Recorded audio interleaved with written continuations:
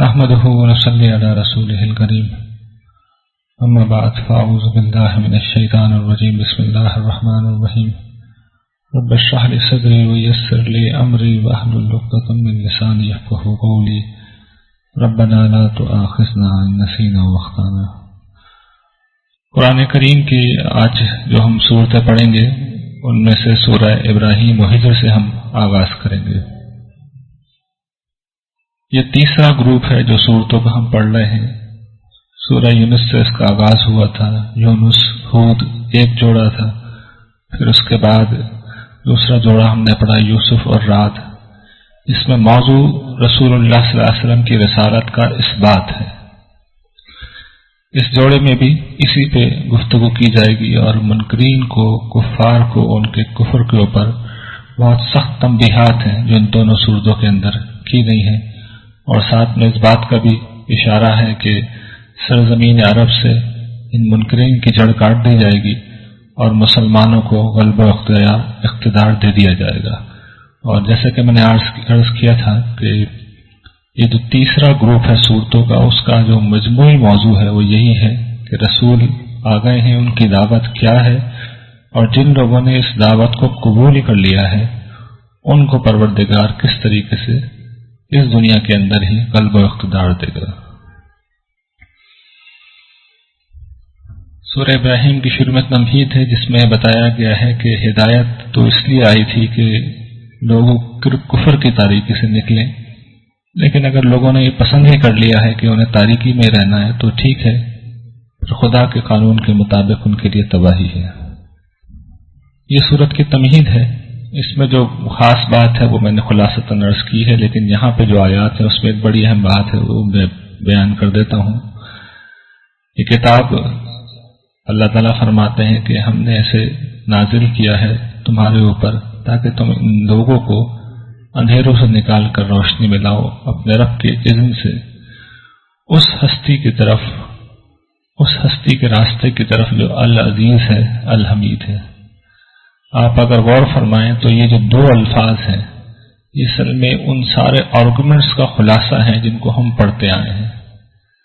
جو بنیادی دلائل تھے توحید کے، ہم نے انہیں پچھلے دنوں میں بار بار دیکھا، آج بھی وہ آئیں گے اور وہ پورے قرآن میں ریپیٹ ہوتے ہیں۔ اور یا تو پروردگار کی قوت کاملہ، اس کے مطلق اقتدار، اس کی لامحدود طاقت کے حوالے سے ہیں، جس کو یہاں پہ العزیز کے لفظ سے بیان کر دیا گیا۔ اللہ تعالیٰ کی ایک صفت ہے، غالب رہنے والا، بادشاہ، طاقتور۔ اور الحمید یہ دوسرا پہلو ہے جس کو میں ربوبیت یا اتمام نعمت کے حوالے سے بیان کرتا ہوں۔ ربوبیت یعنی اللہ تعالیٰ لوگوں کو پال رہے ہیں، کائنات کی ہر چیز انسانوں کے لیے مسخر ہے، اور نعمتیں ہیں جو ہر جگہ انسانوں کو دی جا رہی ہیں۔ تو یہ دونوں چیزیں اس بات کا تقاضا کرتی ہیں کہ انسان اللہ ہی کو اپنا معبود مانے، لیکن لوگ نہیں مان رہے۔ اس کے برعکس لوگوں نے پسند کیا کر لیا ہے، دنیا کی زندگی کو انہوں نے ترجیح دے دی ہے، اسے پسند کر لیا ہے آخرت کے مقابلے میں، اور اب رویہ یہ ہے کہ اللہ کے راستے سے روک رہے ہیں اور اس میں ٹیڑھ پن پیدا کر رہے ہیں۔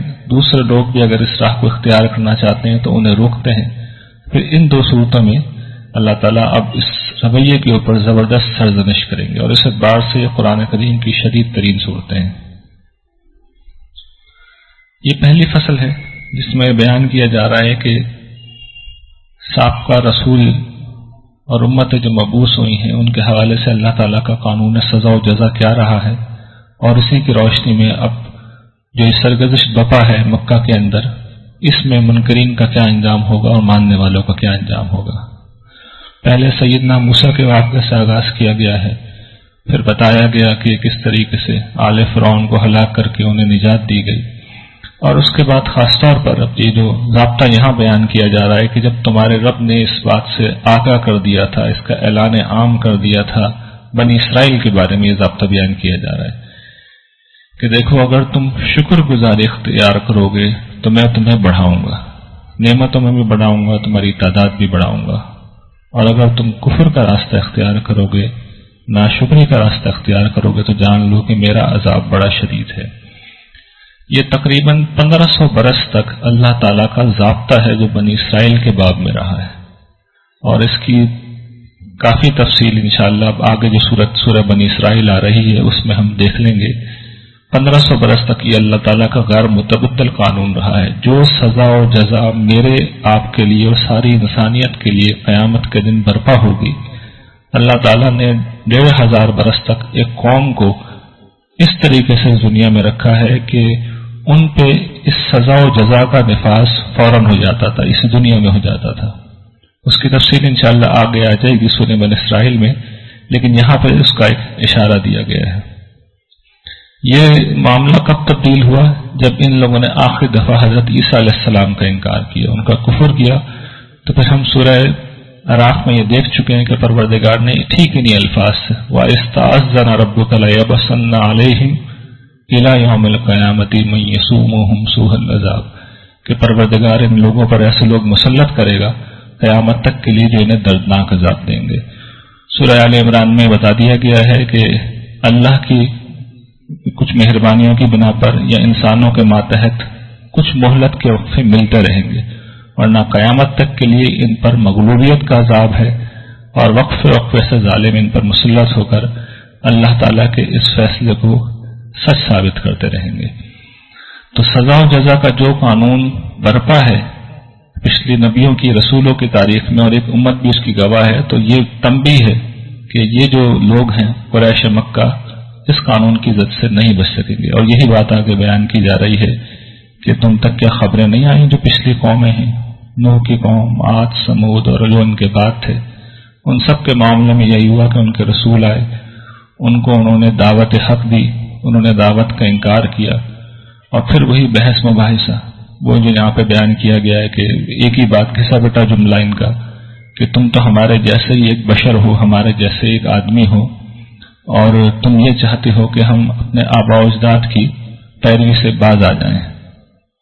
یہ ہمیشہ ان کا اعتراض رہا ہے کہ کوئی خاص چیز دکھاؤ، کوئی نشانی دکھاؤ، کوئی معجزہ دکھاؤ۔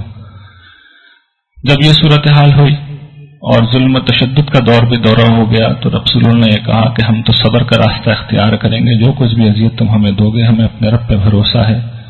اور پھر آخری بات یہ ہوئی کہ ان کفار نے رسولوں سے یہ کہا کہ ہم تمہیں اب اس سرزمین سے نکال دیں گے، یا تو تم اس ہماری ملت میں، ملت شرک میں واپس آ جاؤ۔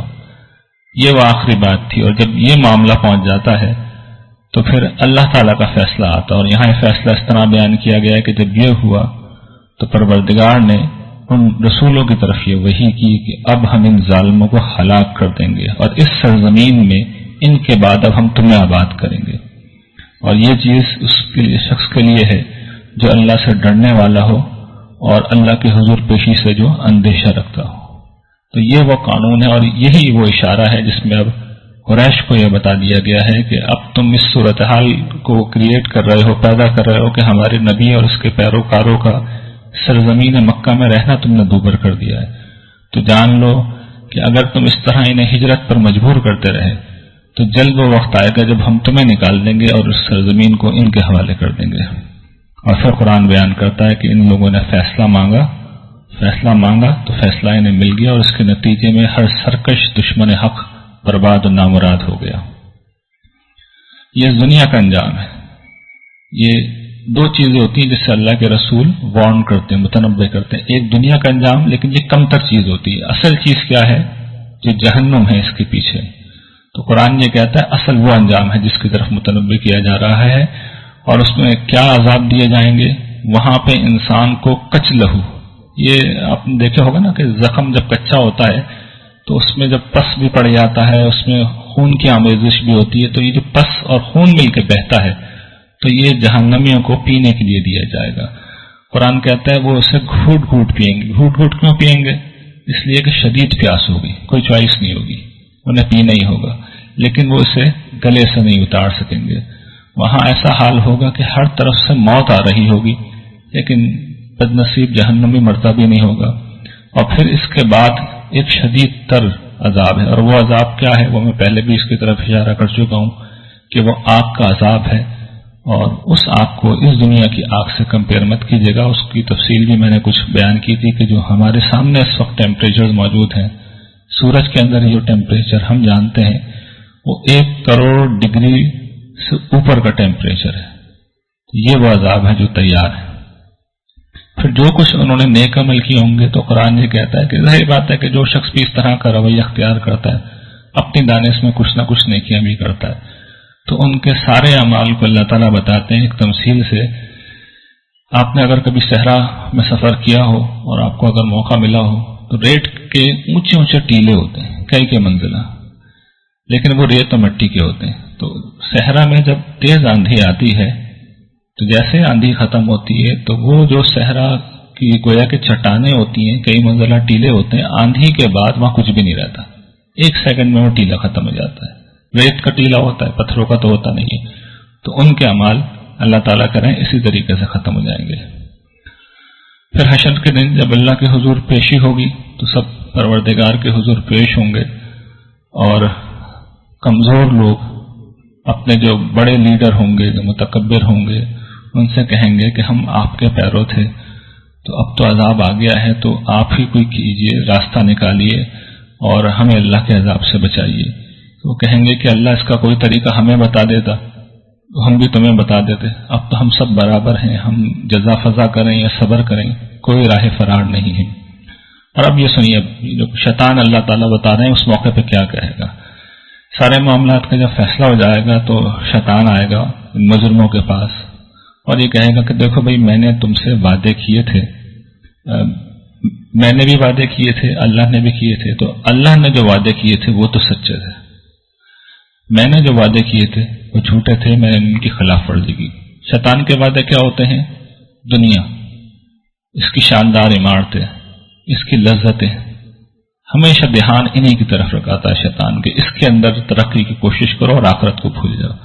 تو جب آخرت کی قیمت پر آدمی دنیا کو اختیار کر لیتا ہے، جو ہم نے شروع میں پیچھے پڑھا تھا کہ دنیا کو انہوں نے پسند کر لیا آخرت کے مقابلے میں، تو وہ شیطان کے وعدوں کے پیچھے انسان جا رہا ہوتا ہے۔ تو وہ کہتا ہے کہ تم نے یہ رویہ اختیار کیا، اور دیکھو مجھے تم پہ کوئی اقتدار حاصل نہیں تھا، کوئی زبردستی نہیں تھی، میں نے ایک پکار دی، دعوت دی، تم نے میری بات قبول کر لی، تو اب مجھے برا بھلا مت کرو، ملامت کرنی ہے تو اپنے آپ کو کرو، نہ میں تمہاری داد رسی کر سکتا ہوں نہ تم میری داد رسی کر سکتے ہو۔ اور جو تم نے مجھے شریک بنایا تھا، دیکھیں شیطان کیا کہتا ہے، شیطان کو شریک کوئی نہیں بناتا اللہ کا۔ کس طرح شریک بناتے ہیں؟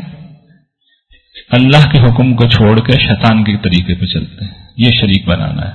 تو میں اس کا انکار کرتا ہوں کہ میں نے اس طرح کی کوئی بات تم لوگوں سے نہیں کہی تھی، اور ظالموں کے لیے آج دردناک عذاب ہے۔ پھر اب اللہ تعالیٰ یہ بتا رہے ہیں کہ یہ جو سرزمین عرب کے کفار ہیں، قریش ہیں، ان کو حضرت ابراہیم کی دعاؤں کے سلسلے میں یہ نعمتیں دی گئی تھی، لیکن یہ نعمتیں پا کر صحیح راستے سے بھٹک گئے ہیں۔ تو اب اس چیز کی وضاحت یہاں پہ اللہ تعالیٰ کر رہے ہیں کہ تم نے دیکھا نہیں ان لوگوں کو جنہوں نے اللہ کی نعمت کو کفر سے بدل دیا اور اپنی قوم کو تباہی کے گڑھے میں اتار دیا ہے۔ اشارہ قریش کی طرف ہے۔ اور پھر اللہ تعالیٰ مسلمانوں سے کہتے ہیں کہ اے نبی، ان لوگوں سے کہو جو ایمان لائے ہیں کہ یہ نماز قائم کریں، اور جو اللہ نے رزق دیا ہے، جو ہم نے رزق دیا ہے، اس کو اعلانیہ بھی خرچ کریں اور چھپا کے بھی خرچ کریں، اس سے پہلے کہ وہ دن آ جائے جب نہ تجارت ہوگی اور نہ دوستی کام آئے گی۔ پھر اللہ تعالیٰ انہیں توجہ دلا رہے ہیں، یہ نعمتیں کیسی نعمتیں ہیں، ان کی طرف 12 اشارہ کر چکے ہیں، آج بھی پڑھیں گے، اس لیے میں سر درس میں چھوڑ رہا ہوں، لیکن اس میں جو اصل بات ہے اللہ تعالیٰ کہتے ہیں جو تم نے مانگا وہ سب دیا تمہیں، اور تم اگر پروردگار کی نعمتیں گننا چاہو گے تو گن نہیں سکو گے۔ بات یہ ہے کہ انسان جو ہے وہ انتہائی ظالم ہے اور ناشکرا ہے۔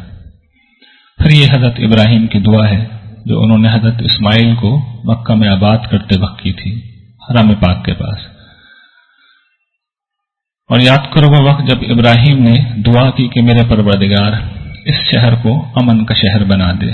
امن بنیادی نعمت ہوتی ہے انسانوں کے لیے، امن نہیں ہے تو کچھ بھی نہیں ہے، اور مجھے اور میری اولاد کو اس بات سے بچا کہ ہم بتوں کی عبادت کریں۔ پروردگار ان بتوں نے انسانوں کی اکثریت کو گمراہ کر دیا۔ اصل میں بت کسی کو گمراہ نہیں کرتے، انسان خود ہی دھوکہ کھاتے ہیں، لیکن ان کی وجہ سے گمراہ ہو رہے تھے تو علامتی طور پہ اس کو انہوں نے بیان کیا ہے۔ تو کہتے ہیں کہ جو میری پیروی کرے تو بس وہ میرا ہے، اور جو میری نافرمانی کرے تو پروردگار پھر تو غفور الرحیم ہے، چاہے تو معاف کر دے۔ اے میرے پرب، میں اپنی اولاد میں سے ایک حصے کو اس چٹیل میدان میں، اس وادی غیر زرع کو جہاں پہ کوئی کھیتی باڑی نہیں ہوتی، کوئی پھل فروٹ نہیں ہے، تیرے گھر کے پاس آباد کر رہا ہوں پروردگار۔ اور ان کا مقصد کیا ہے؟ مقصد یہ ہے کہ تیری عبادت قائم ہو، تیری نماز قائم ہو، پس تو لوگوں کے دل ان کی طرف مائل کر دے اور ان کو پھلوں کا رزق دے۔ یعنی جس جگہ پہ کھانا نہیں مل رہا وہاں پہ پھلوں کی دعا کی جا رہی ہے، اور یہ دعا پہلے دن سے قبول ہوئی ہے۔ وہاں پہ کم سے کم مکہ کی حد تک کھانے پینے کا کبھی مسئلہ پیدا نہیں ہوا، تاکہ یہ تیرے شکر گزار ہوں۔ پھر وہ آخر میں کہتے ہیں کہ پروردگار مجھے بھی نماز قائم کرنے والا بنا، میری اولاد کو بھی، اور تو ہی ہماری دعاؤں کو قبول کرنے والا ہے۔ لیکن ہم نے دیکھا تھا سورہ انفال میں کہ کفار نے نمازوں تک کو بگاڑ کے اسے تالیاں پیٹنے اور سیٹی بجانے میں تبدیل کر دیا تھا۔ تو یہ اللہ تعالیٰ اب اس انجام پہ متنبہ کر رہے ہیں، اور اب یہ جو آیت ہے جن کا میں ترجمہ پڑھ رہا ہوں، سچی بات یہ کہ ان کا ترجمہ کبھی نہیں ہو سکتا۔ اس میں جو غضب ہے، جو قہر ہے، وہ کسی صورت میں ان الفاظ کے علاوہ بیان نہیں ہو سکتا۔ آپ کبھی بھی سن لیں، کوئی جب اچھا قاری ان آیت کو پڑھتا ہے تو وہ بمشکل تمام اپنے اوپر قابو رکھ پاتا ہے۔ اللہ تعالیٰ فرماتے ہیں کہ لوگوں یہ خیال مت کرنا کہ جو کچھ ظالم کر رہے ہیں اللہ کو اس کا کچھ علم نہیں ہے، ہم ان کو صرف ڈھیل دے رہے ہیں، اس دن تک ڈھیل دے رہے ہیں جب لوگوں کی آنکھیں پھٹی کی پھٹی رہ جائیں گی، وہ سر اٹھائے دوڑ رہے ہوں گے، ٹک ٹکی باندھ کر سنیتے اور آگے کی سمت دیکھ رہے ہوں گے، ان کے دل اڑے جا رہے ہوں گے۔ اور اے نبی لوگوں کو متنبہ کر دو اس دن کے عذاب سے، جس روز عذاب آئے گا اور انسان یہ کہے گا کہ پروردگار مجھے تو تھوڑی سی مہلت دے دے، میں تیرے رسولوں کی بات کا، ان کی دعوت کا جواب دے سکوں۔ تو فرشتے کہیں گے کہ اس سے پہلے تم قسمیں کھا کے یہ نہیں کہا کرتے تھے کہ ہم جس عروج میں ہیں اسے کبھی زوال نہیں آئے گا، اور تم تو ان لوگوں کی بستیوں میں رہتے بستے تھے، سب دیکھ چکے تھے کہ جنہوں نے اپنے جانوں پہ ظلم کیا ان کے ساتھ کیا ہوا، تم پہ ہر چیز واضح تھی، ہم نے اپنے پیغمبر کے ذریعے سے ساری داستان تمہیں سنائی تھی۔ اور پھر پروردگار کہتے ہیں کہ لوگوں جو وعدے اللہ نے اپنے رسولوں سے کیے ہیں یہ مت سمجھنا کہ پروردگار ان وعدوں کے خلاف کرے گا، اللہ تعالیٰ زبردست ہے اور انتقام لینے والا ہے۔ اس روز آسمان و زمین بدل کر کچھ سے کچھ کر دیے جائیں گے اور لوگ اللہ پروردگار تنہا غالب رہنے والے کے حضور نکل آئیں گے، اور تم اس روز دیکھو گے مجرموں کو دیکھو گے کہ وہ زنجیروں میں جکڑے ہوئے ہیں، ان کے کرتے تارکول کے ہوں گے اور ان کے چہرے پہ آگ چھا رہی ہوگی۔ یہ اس لیے ہوگا کہ پروردگار ہر جان کو اس کی کمائی کا بدلہ دے، اور اللہ حساب لینے میں بہت جلدی کرنے والا ہے۔ یہ لوگوں کو بتا دینا ہے، یہ اعلان کر دینا ہے، سنا دینا ہے، پہنچا دینا ہے لوگوں تک، تاکہ شاید وہ متنبہ ہو جائیں اور وہ یہ جان لیں کہ ان کا رب ایک ہی رب ہے، اور اس سے عقل مند نصیحت حاصل کریں۔ یہ دوسری صورت ہے سورہ حجر۔ اس میں بھی یہی بات بیان کی جا رہی ہے کہ انہوں نے کفر و انکار کا راستہ اختیار کر لیا ہے، ساری نشانیاں دیکھنے کے بعد اختیار کیا ہے، اس لیے اب یہ بچنے کے نہیں ہیں۔ اللہ تعالیٰ فرماتے ہیں کہ وہ وقت آئے گا، اور یہ بات کہہ تو اللہ تعالیٰ کفار کو رہے ہیں، لیکن یہ کسی نہ کسی اعتبار سے ہم سب کے لیے بھی ٹھیک ہے۔ وہ وقت آئے گا جب یہ کفر کرنے والے خواہش کریں گے، چاہیں گے کہ کاش یہ اللہ کی اطاعت کا راستہ اختیار کر لیتے، تو سر دست انہیں چھوڑ دو، ان کے مزوں میں کھائیں پھئیں کھیلیں موج مستی کریں۔ اس سے پہلے بھی ہم بہت بستیوں کو ہلاک کر چکے ہیں، اور ہلاک ہم ایک وقت پہ ہی کرتے ہیں۔ یعنی ہم لوگ یہ سمجھتے ہیں کہ جی لوگ ہیں بڑی ذخیرہ اندوزی کر رہے ہیں، ملاوٹ کر رہے ہیں، اور انہیں تو ترقیاں ہو جا رہی ہیں، ان کے لیے پکڑ ہی نہیں آتی۔ تو میں لوگوں کو ہمیشہ توجہ دلاتا ہوں کہ اللہ تعالیٰ ہمیں کیوں پکڑیں گے؟ پکڑا اسے جاتا ہے جو بھاگ رہا ہو۔ آپ نے کبھی غور کیا؟ ہم تو خود اللہ کی سمجھ جا رہے ہیں۔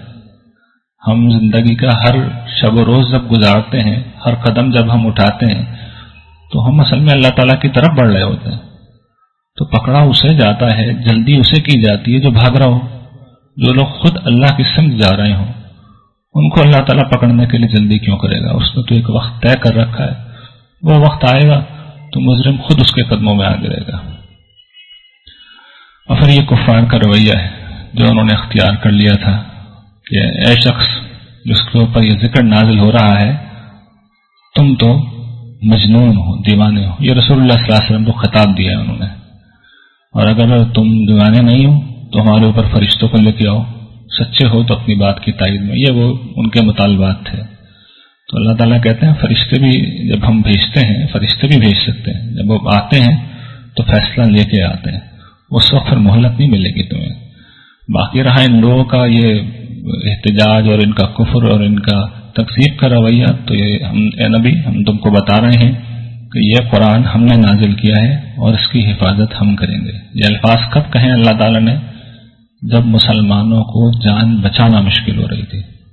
آپ دیکھیں گے اگلی صورت کے اندر صورتحال اتنی سنگین تھی کہ اللہ تعالیٰ نے لوگوں کو کلمہ کفر کہنے کی اجازت دے دی تھی کہ اگر جان پہ آ جائے تو جان بچا لو، کلمہ کفر کہہ دو. یہ صورتحال ہو گئی تھی. ہجرت کرنے پہ لوگ مجبور تھے. کوئی امکان ہی نہیں تھا کہ بظاہر ان فرعونوں کی زد سے مسلمان بچ سکے. اس میں اللہ تعالیٰ کہہ رہے ہیں کہ ہم نے نازل کیا ہے اور اس کی حفاظت ہم ہی کریں گے.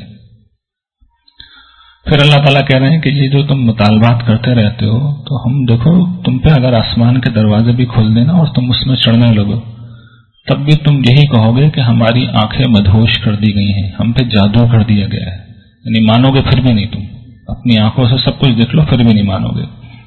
اور پھر اللہ تعالیٰ کہتے ہیں کہ اگر جس نے نصیحت حاصل کرنی ہے اس کے لیے تو آسمان و زمین کی نشانیاں بہت ہیں. آسمان میں بہت ہیں، زمین میں بہت ہیں، پہاڑ ہیں، بارش کا سلسلہ ہے، اور یہ ساری چیزیں تم دیکھ رہے ہو کہ سلسلہ تمہارے سامنے ہے. تو یہی چیز نصیحت کے لیے کافی ہے، جو شخص سنجیدگی سے نصیحت حاصل کرنا چاہے. مگر ان کا رویہ کیا ہے کہ یہ شیطان کے پھندے میں پھنس گئے. اور پھر یہاں پہ اللہ تعالیٰ ابلیس کا واقعہ سناتے ہیں کہ کس طریقے سے جب اللہ تعالیٰ نے پہلے انسانوں کو سڑی ہوئی مٹی کے سنسناتے گارے سے پیدا کیا، پھر اس سے پہلے بتا رہے ہیں کہ ہم نے جنوں کو پیدا کیا، پھر سجدے کا حکم دیا تو ابلیس نے انکار کر دیا، اور پھر یہ کہا کہ میں ایک حقیر ہستی کو تو سجدہ نہیں کر سکتا. اس پر لعنت ہوئی. اس نے مہلت مانگی، مہلت مل گئی. اس نے کہا کہ میں گمراہ کروں گا، اور پھر وہی اس کے الفاظ تھے کہ جس طرح تو نے مجھے بہکایا ہے پروردگار، میں ان کے لیے دنیا کو مزین بناؤں گا، خوبصورت بنا دوں گا، اور ان سب کو میں گمراہ کروں گا. تو اللہ تعالیٰ نے کہا کہ ٹھیک ہے تم گمراہ کرو، میرے نیک بندوں پہ تمہیں کوئی اختیار نہیں ہوگا. تم اور تمہارے سارے گمراہ پیروکار سب جہنم میں جائیں گے. وہی جہنم جس کا ذکر اور ڈائلاگ بھی آپ نے سن لیا، یہ شیطان اور پیروکاروں کا ڈائلاگ. یہ تم سب کا وعدہ ہے، اور ایسے جہنم ہے جس کے 7 دروازے ہیں، اور ہر دروازے کے لیے ایک حصہ متعین ہے. اس سے محسوس یہ ہوتا ہے کہ گناہوں کی کیٹیگری کے اعتبار سے لوگوں کو جہنم رسید کیا جائے گا. پھر اللہ تعالیٰ فرماتے ہیں کہ نبی میرے بندوں کو بتا دو، ابھی بھی موقع ہے، انہیں بتا دو کہ میں بہت معاف کرنے والا ہوں، ابھی بھی لوٹنا ہے، اور اس کے ساتھ میں بہت دردناک عذاب دینے والا بھی ہوں. تو دونوں باتیں بتا دو. اور پھر دونوں واقعات بتا کر بیان کر کے اس کو واضح کیا گیا ہے. پہلا تو وہ ہے جو سیدنا، واقعہ ایک ہی ہے، پہلے کو میں چھوڑ رہا ہوں، اسے کسی اور موقع پہ بیان کروں گا کیونکہ وقت کم ہے. فرشتے تھے جو پہلے حضرت ابراہیم کے پاس آئے تھے، انہیں حضرت اسحاق کی خوشخبری دینے، اور پھر وہیں سے وہ فرشتے حضرت لوط کے پاس گئے تھے.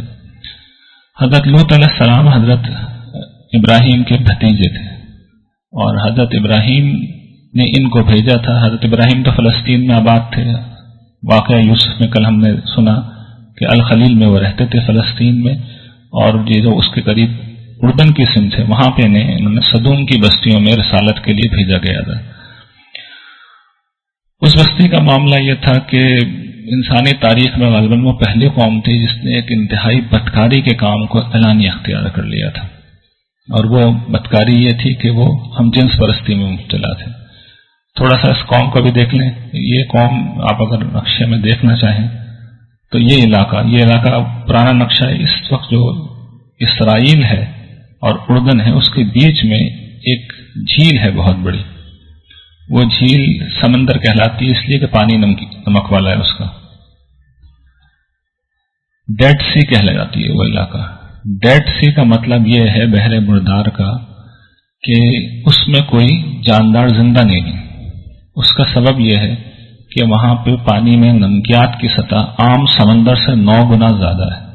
اتنا زیادہ وہ نمکیلا پانی ہے. دنیا کا سب سے زیادہ نشیبی علاقہ ہے، اور یہی وہ جگہ ہے جہاں پہ صدوم کی بستیاں آباد تھی. قوم لوط کا جو علاقہ تھا وہ یہی علاقہ تھا.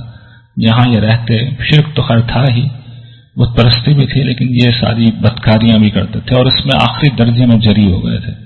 چنانچہ اللہ نے بھی پھر ان کو اسی جگہ سے پکڑا, فرشتوں کو خوبصورت لڑکوں کی شکل میں. پہلے وہ وہاں گئے حضرت ابراہیم کے پاس, وہاں سے یہاں پہ آئے, حضرت لوط کے گھر پہنچے. راستے میں لوگوں نے انہوں نے دیکھ لیا تو پورے بستی میں شور مچ گیا.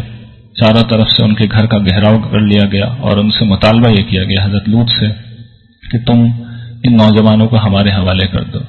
ظاہر ہے کہ یہ ایک انتہائی سنگین بات تھی.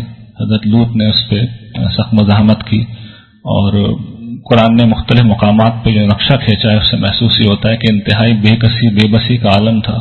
وہ کسی صورت چاہتے تھے کہ ان لوگوں کو بچا لیا جائے. قوم کو بھی بہت سمجھایا, اس میں آخری درجے میں جس پہ کوئی انسان جا سکتا ہے وہ گئے, سمجھانے میں انہیں نہیں باز آئے. اتنے میں فرشتوں نے انہیں بتا دیا کہ آپ بے فکر ہو جائیں, ہم انسان نہیں ہیں, ہم فرشتے ہیں, اور ہم اس چیز کی سزا انہیں دینے آئے ہیں جو فعل یہ کر رہے تھے, جس جرم کا انہوں نے ارتکاب کیا. تو آپ اپنے گھر والوں کو لے کے اس بستی سے نکل جائیں. ان کی بیوی چونکہ کفار کی ہمدرد تھی تو وہ عذاب کا شکار ہو جائے گی. باقی آپ اپنی بیٹیوں کو لیجئے, آپ لیجئے اور یہاں سے چلے جائیں. اس کے بعد صبح کے وقت اس قوم کے اوپر عذاب آیا, اور اس عذاب کی نوعیت جو قرآن نے بیان کی ہے کہ اللہ نے انہیں ایک زبردست دھماکے سے آ لیا. صبح ہوتے ایک دھماکہ ہوا. دھماکہ بظاہر یہ لگتا ہے کہ وہاں پہ کہیں والکینک ارپشن ہوا, آتش فشاں زبردست طریقے سے پھٹا, اس کے ساتھ زلزلہ آیا تو ان کی بستیاں تلپٹ ہو گئیں. پھر یہ جو آتش فشاں پھٹا یہ اتنا شدید دھماکہ تھا کہ اس سے پہاڑ ہوا میں اڑ گئے, ریزہ ریزہ ہو گئے, چھوٹے چھوٹے پتھروں میں تبدیل ہوئے, اور پھر وہ ہوا میں اڑتے ہوئے آندھی کی طرح آئے. اور یہ مجرم جو بھاگ رہے تھے زلزلے سے گھبرا کے, قرآن کہتا ہے مسببین نشان لگے ہوئے تھے. ایک ایک شخص کو انہوں نے ٹارگٹ کیا ہے, ایک شخص کو بھی نہیں جیتا چھوڑا. بستی ان کی پوری الٹ دی گئی, وہ پورا حصہ نشیب میں دھستا چلا گیا, اور پھر وہاں پہ وہ سمندر نمودار ہو گیا, اس کی کچھ تفصیل میں نے آپ کے سامنے رکھی ہے. تو یہ وہ قوم تھے جس کا قرآن نے یہاں پہ بیان کیا, اور پھر دیگر بعض اقوام کے بھی حوالے دیے ہیں, اور بتایا ہے کہ قریش کو توجہ دلائیے کہ یہ تمہارے راستے میں واقع ہیں, تم ان قوموں کے راستوں پہ سے گزرتے ہو تو تم سوچتے کیوں نہیں ہو. اور سورت کے آخر میں رسول اللہ صلی اللہ علیہ وسلم کو صبر و اعراض کا حکم دیا جا رہا ہے کہ ان کے ساتھ درگزر کا راستہ اختیار کیجیے. یہ نادان لوگ اب سمجھنا نہیں چاہ رہے تو ان کو ان کے حال پہ چھوڑ دیں, اور مومنوں کے اوپر آپ توجہ دیں. جو کچھ ہم نے آپ کو احکام دیے ہیں, قرآن دیا ہے, اس کو آپ آشکارا کر کے کھول کے لوگوں کو بیان کرتے رہیں. مشرکین سے اعراض کیجیے, ان مذاق اڑانے والوں کے مقابلے میں ہم آپ کے لیے کافی ہیں جنہوں نے اللہ کو چھوڑ کر دوسروں کو معبود بنا رکھا ہے. آپ اپنے رب کی عبادت کرتے رہیے یہاں تک کہ وہ ساری چیزیں یقین کے ساتھ آپ پہ ظاہر ہو جائیں جن کا ہم ذکر کر رہے ہیں, یعنی مسلمانوں کا غلبہ, رسول کا غلبہ, اور ان کفار کی ہلاکت. وآخر دعوانا الحمدللہ رب العالمین.